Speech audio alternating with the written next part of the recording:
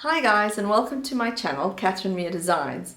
The video that you're about to see is very old for me. It's about 2 years old. I totally forgot I had it. That's kind of happened with a few of my videos.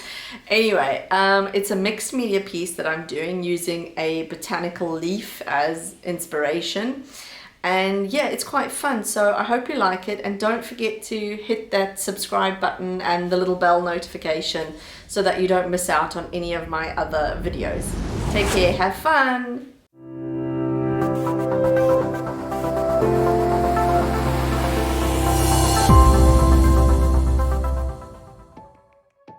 Okay, so I've just painted this wooden board with some white chalk paint. And because I want to age it very slightly, not age it, just make it a bit more textured, I'm just going to add some brown streaks of stain to it, just sort of randomly. You can use any sort of stain for this. I don't think you have to be particularly stylized in your strokes or anything like that. Some patches are darker or blotchy, doesn't matter. Going to be a lot more sort of added to this anyway by the time it's done. I'm just going to go back in with the white brush as well, not all over, just here and there. That's it. And then I'm basically going to let this dry, so I'll come back to you in a minute when it's dry. Okay, so this is dry. I've just used a hairdryer to quickly dry it up. I've got my picture over here. I've just painted the whole back of it with normal wood glue. Doesn't matter if it's not perfect. And now I'm basically just going to position that in place. Even if you get some of the glue on your fingers and on the picture, it doesn't really matter. I mean, wood glue dries up clear anyway, and essentially it just adds to the character, I suppose, if you do make a mess. Okay, so I've just pressed it down, and I'm going to use this. This is just a paint roller basically, because I don't have a hard rubber roller. I'm just going to use this, and I'm just going to basically, like a rolling pin, push it down. I think it works quite well because it's a bit softer, so you can not fear, there's no fear of really damaging the picture because it is still paper after all. So just roll that into position. You can give it a little rub, but when you're rubbing, just be a little bit careful that you don't tear the fabric, the paper. But again, if you do, it's not the end of the world. Okay, that feels good and smooth, there's no bubbles. Okay, so I decided that I'm actually going to add a little bit of stain, just randomly to the image, because I quite like that, just to make it look a bit older, but used, just to give it some character. And I'm not going to work it too much at all. I really want the color of the stain to be quite dark. Okay, see you soon. Okay, so we're back. So I've let the stain dry a bit. I've just used my hairdryer to do that.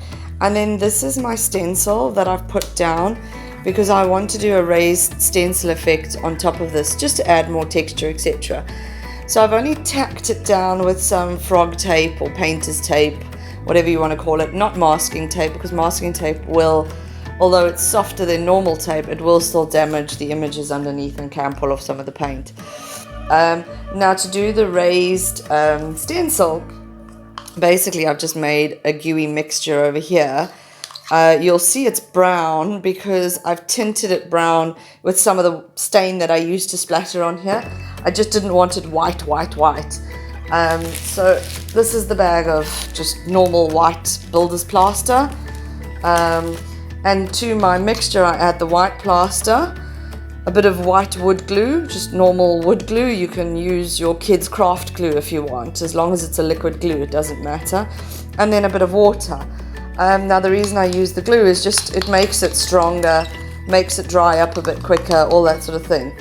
Anyway, so I'm going to take a wad of this, and I'm just going to place it sort of wherever I want it, and then in a minute I'm going to use my spatula to work it into place.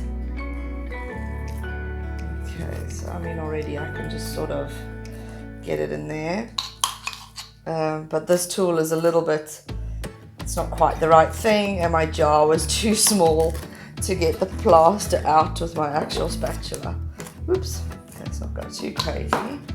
Right, just dust off my spatula, and now I'm going to just basically, just lightly, I'm going to work it over, sorry if my arm is in the way, I'm just going to work it over where I know the design is.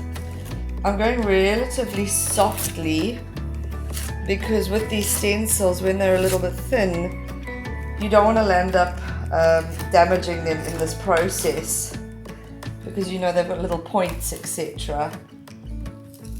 Okay, so this is looking good so far. I'm kind of going to leave it quite thick in some areas.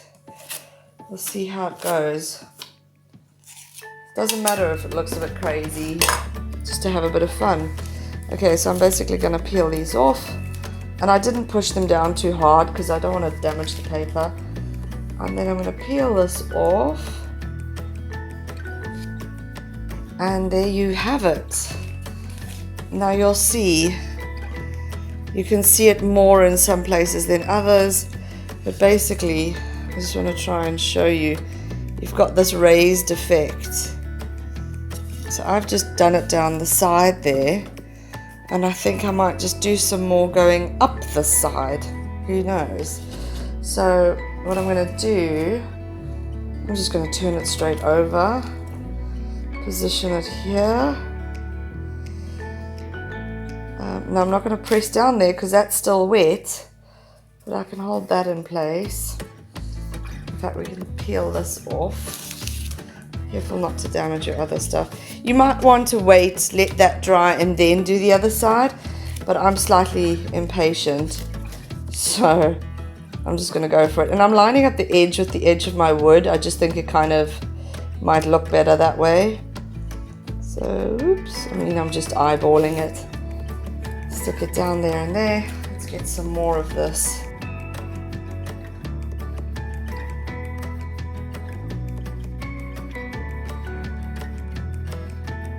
And there it is. This one came out a little bit better, actually. I think I did it a bit thicker. You will also find, depending on the thickness of the actual stencil, because you look at them and you think, oh my god, they're so flimsy and thin. And they are, but you do leave a definite effect. And I think the second one, because I already had a layer of plaster on it, so obviously it's built it up a little bit. Now, the trick with this is to immediately go and wash it, otherwise you are going to end up ruining your stencil. Try and scrape off some of the excess to save it, but the rest of it, go and wash it off. Okay, so I just wanted to quickly show you, I've used a hairdryer again to dry this. It is a very delicate stencil, this one in particular. So a few little bits have fallen off. I'm really not bothered because this whole piece is kind of supposed to look a bit rough and old and aged. But what I also want to show you is, so you can really see how it's given that 3D effect. It's always difficult on camera to show that, especially when you're like me and you just have a normal phone that you're using. But I think it just gives a lovely extra bit of definition. You could honestly leave it as is, and just so you know from the beginning, this is just a normal piece of sort of plyboard. You can see the back is all ripped up. I'm not framing it, I'm not doing anything like that. I just want it like this because I'm going to be leaning it behind a bunch of plants in a cabinet, which I'll do photos of later. Another trick, when you do use the wood glue on the picture to put it down, don't dilute the wood glue or anything. Use it thick and rather hold the paper stiff and spread the glue as best as you can, because when you dilute it, the paper will absorb that water and the paper will wrinkle and crease and everything else. Now that can give you a different effect, but for this purpose I really just wanted it kind of flat and smooth. Now I am going to add some paint, I'm going to do some other things, so yeah, let's just kind of get on with that, I suppose. So, but I think, yeah, that's it. That's the business. I just want a few bits of white on there. And again, there's no right and there's no wrong. You just kind of have to do your thing and see what you like, really. This is quite a big brush for me to be using. It's just that it's the brush that I used when I started painting this. And I didn't really feel like making another brush dirty, frankly. So that's why I'm just using this one again. Okay, I'm happy with that. Got another little brush for my stain. So I think also with this, I'm just going to run it over very randomly. Maybe put a bit more white on the top there. So this is really up to you, whatever you feel like doing, however you feel like. And sometimes it is good to stop. You know, I'm kind of seeming to do a bit of an ombre effect here. So it's a little bit lighter at the top, a bit darker at the bottom.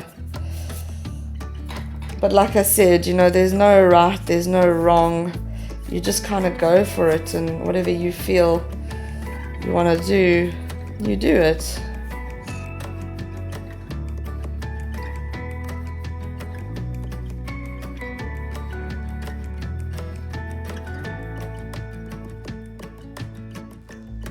Got like, it's almost like makeup, copper dust. I don't know if you can see that properly. There you go.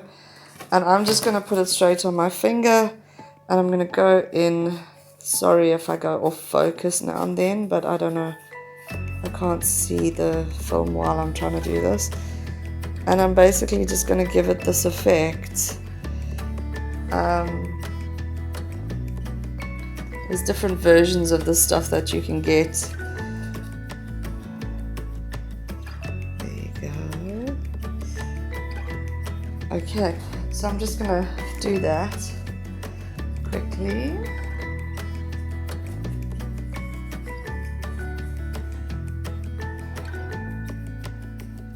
Okay, so I've done a bit of this copper dusting, but I just don't feel it's really having enough of an effect. So I've got this beautiful gold wax from Wax. I've been given it by Modelli Smart Furniture Solutions, hardware store, etc. in Rabat, Victoria Gozo. So I'm going to use this. Yeah, that's the business. Okay, so that's the small brush. I want to go in with a bit of a bigger brush. Okay.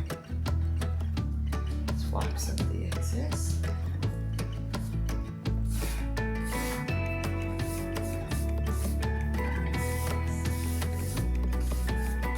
And I'm going a bit over the picture as well, because I just feel like it seems like there's too much just going on in the border only.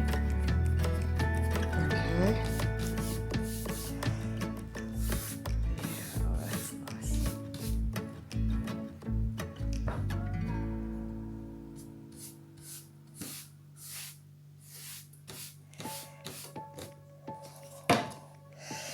Okay, so I'm much happier with that.